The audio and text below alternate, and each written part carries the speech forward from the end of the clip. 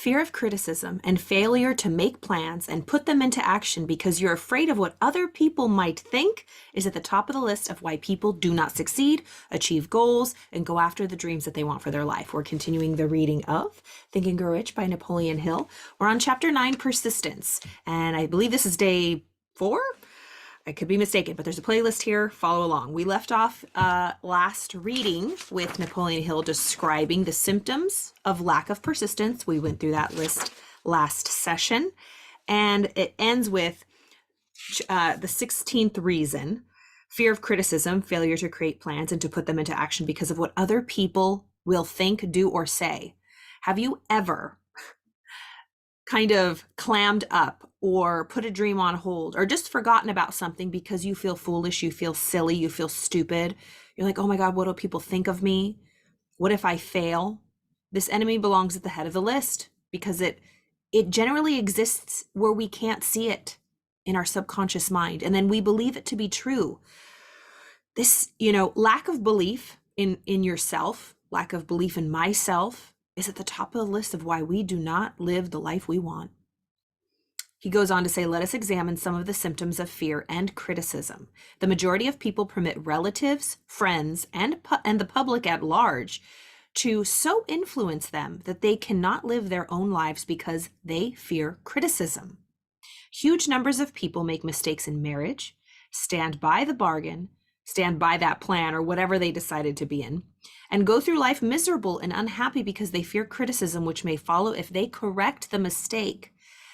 That happens all the time. How many times has somebody decided to go to college and go all in, and they get there and they're like, oh, this is not what I want, but they're afraid to drop out because they would be looked at as a failure, or they're just lazy, or their parents would totally disown them. If they dropped out of college, then what would they do? They know they don't want to do that, but they just don't have anything planned next. So they just stay where they're miserable. Or taking a new job, trying something new, and you realize, wow, this is not what I thought it was, or I'm just really not happy here. Or, I don't know what I want to do, but it's not this. That's fine, but we must take action to change it. Don't just stay there and say, well, I guess this is how the cookie crumbles. That's what happened to me. I mean, kind of and not really, but this happens to a lot of people. You go to college, you go to 4-year university, you get an undergrad, bachelor's degree or whatever, and then you get into your field of choice that you've been studying for 4 years and you realize, oh my gosh, this is not what I want to do. Are you brave enough to correct that mistake? For example, I went, straight out of high school to my community college. Then I transferred over to Cal State Fullerton. That shows how involved I was. Cal State Fullerton. And I got a degree in film and television. Adore it, love it, always love TV production and being a part of it all, in front, behind camera, all of that stuff.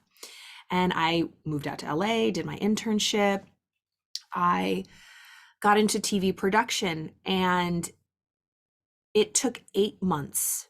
Actually, it took a few months for me to realize, ooh, this is not what I want to do. This is not what I want to do.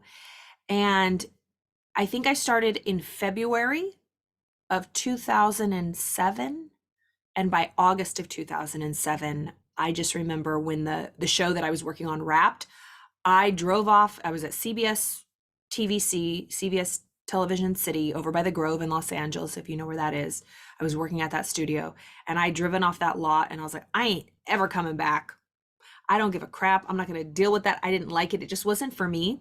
And I went back to bartending. I think I was already bartending on the weekends, like part-time, because I was just a hustler and wanted to make money. But I just went back to bartending. And then I think I signed up. I think I auditioned for a play, and I started kind of doing that because it just was more fulfilling for me.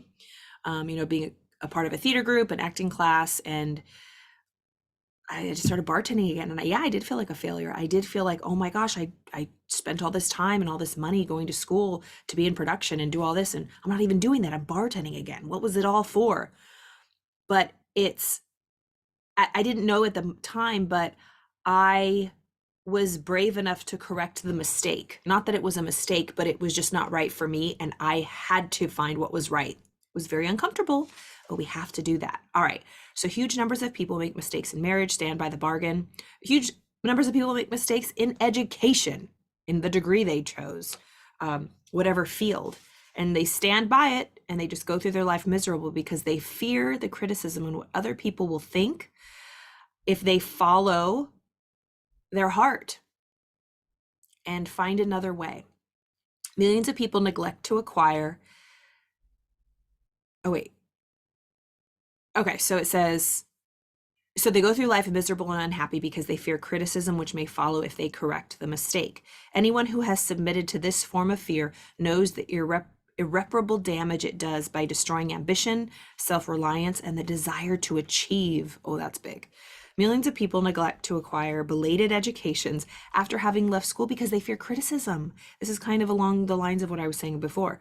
Millions of people don't ever go after starting a new vocation or a new job or going back to school because they're older. Oh my God, what do people think? I'm older. All the kids are 22 and I'm 35. I went back to grad school when I was 35. All the other gals, some of them were 21, 22, 26, but I was the oldest, me and my friend Nancy. Shout out to you, Nancy. But we were the mama bears. She was a couple years younger than me. She was 33, I was 35, and the rest of the girls were in their early 20s. But it was so wonderful. It was truly wonderful. And what would have happened if I didn't take that risk, or I didn't go back to school because I'm too old, or I missed my boat? Screw it. If there's something you want to do, go for it. Age is nothing but a number. I think my dad he got his general ed and like equivalent of high school diploma when he was 51. We went to his graduation. It was so cool. My mom went back to school and didn't start her career till she was 40. This is really important. Don't care what other people think. If you want it, go for it. All right, millions of people neglect to acquire belated educations after having left school because they fear criticism. Countless numbers of men and women, both young and old, permit relatives to wreck their lives in the name of duty because they fear criticism.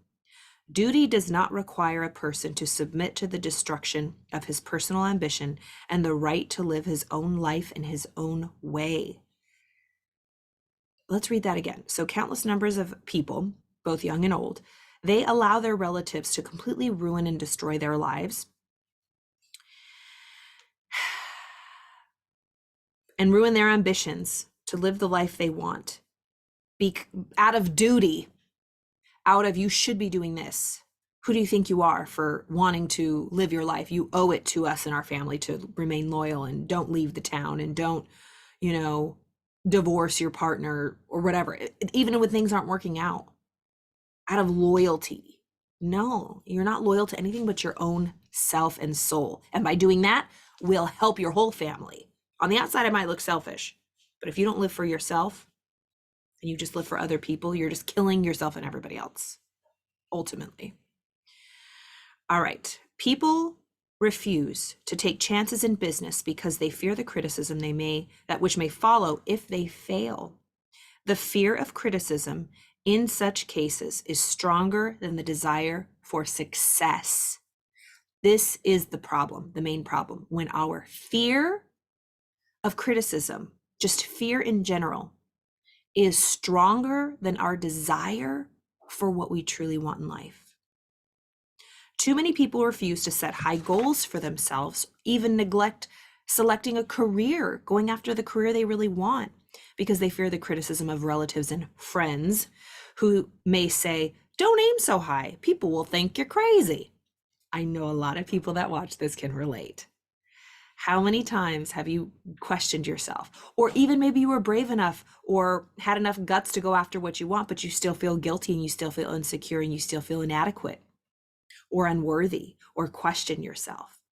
It's rare we find a person, and we love those people. We love to follow them. Literally, we follow them and we watch their lives, who not only, even though the fear is there, they go after their dream, they go after their goal, and they also just are confident and they do not care. They not only don't let the fear stop them, but they do not let the criticism and what other people say or think allow it to affect or destroy their power and their confidence and their drive. It's like, whoosh, they're totally focused. We love people like that. Let's be one of them.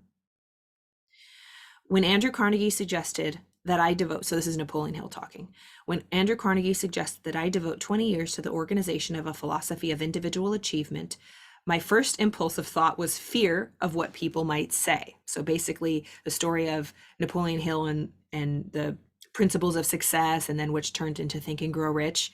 Andrew Carnegie, who was the richest man in the world at that time, had kind of commissioned Napoleon Hill and asked him, hey, do you want to do this? Do you want to write the principles and the laws of success? And I will teach you. And you're not going to get paid, but it might take you years. Would you commit 20 years to not being paid?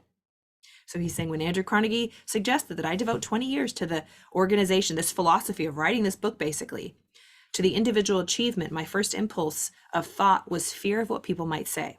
The suggestion set up a goal for me, far out of proportion to any I had ever conceived. As quick as a flash, my mind began to create alibis and excuses, all of them traceable to the inherent fear of criticism. Something inside of me said, you can't do it. The job is too big and requires too much time. What will your relatives think of you? How will you earn a living? How are you going to make money? How are you going to pay the bills? No one has ever organized a philosophy of success. What right do you have to believe that you can do it? Who are you anyway to aim so high? Remember your humble birth, Napoleon. What do you know about philosophy? People will think you are crazy, and they did. Why hasn't some other person done this before now? These questions, that paragraph that I just read, who do you think you are? You don't have what it takes. No one's ever done it. Don't you think someone smarter than you would have already done it by now? Don't be an idiot. How many times do we think of these things? But think of Walt Disney. Think of Elon Musk. Think of Steve Jobs. Think of all of the people. Those are just of our kind of what we remember of our generation. Think of all the people, people who created Facebook. No matter what you believe about how they run it, these are technologies and these are advances that we all enjoy. Edison. We already have the kerosene lamp. What an idiot. We all have light already. What makes you think? We all enjoy the light bulb and electricity and the ease of it.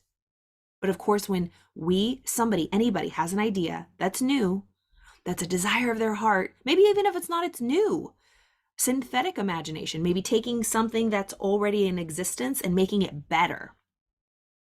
Well, it's already perfected. I mean, they've already established the gold standard. Who do you think you are coming in and disrupting this industry? Hello, Netflix. When Blockbuster and all the other movie stores were already well established, Netflix came along. Uber. Don't be silly. Taxis run the game. They've been around for decades. And people trust them. People aren't going to trust your app. They're not going to get in a car with a stranger. But hello, Uber and Lyft. We will always continue to grow, and people always will talk crap at the beginning stage. But if you have a desire to do something, whether it be something in the world, creating something, or in your own life, do it.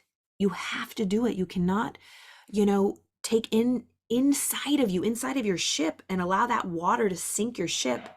There's that great quote that says, ships do not sink from the water that's around them. They float. They sink only if the water gets inside of them. So we'll end there with Napoleon Hill questioning this whole thing.